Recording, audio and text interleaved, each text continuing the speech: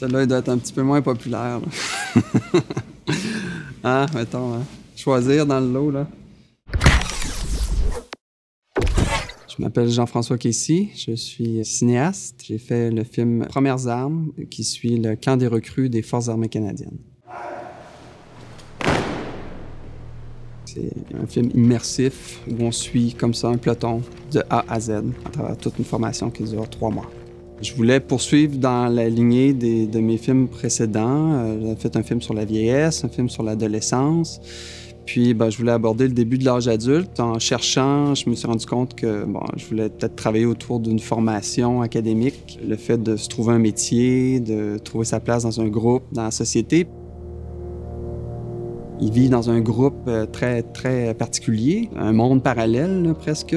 Ils doivent quand même apprendre littéralement à plier leurs vêtements, à prendre soin de leur équipement, à répondre aux ordres. Ils prennent énormément de maturité aussi en 12 semaines. Là. C'est assez impressionnant. Et donc, pour moi, j'y voyais une manière de vulgariser le début de l'âge adulte à travers tout ça. D'après moi, si on obtient ça, on est en business. Grenade! En bas, 16, en bas, 17, en bas, 18, en bas, 19, en bas, 20, en bas. Je vois le sujet particulièrement fort parce qu'on a tous un point de vue sur le militaire pour ou contre. Et je trouve intéressant de garder la même ligne. Donc, de rester le plus neutre possible et de présenter leur univers, l'expérience humaine derrière tout ça. Ce qui est intéressant pour ce projet-là, c'est que j'étais à la fois ami avec les instructeurs, donc les figures d'autorité, et avec les recrues. Donc, ça nous permettait de voir toujours les deux côtés de la médaille.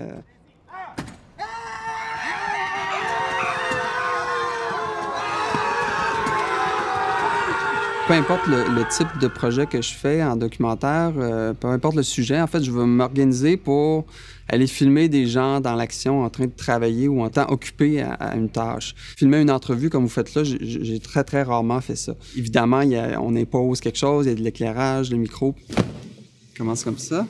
Je sens une certaine pression sur moi. Donc, je m'organise pour que les gens que je filme soient occupés à faire quelque chose et que leur occupation soit plus importante que ma présence.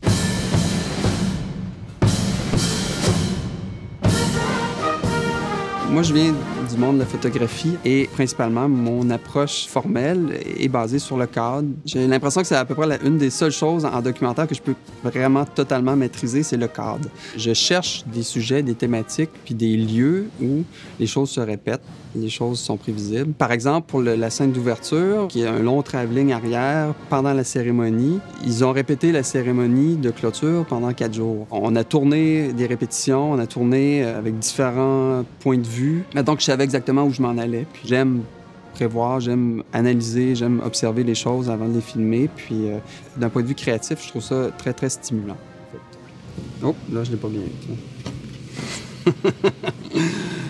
Ça, je vais faire des push-ups pour ça.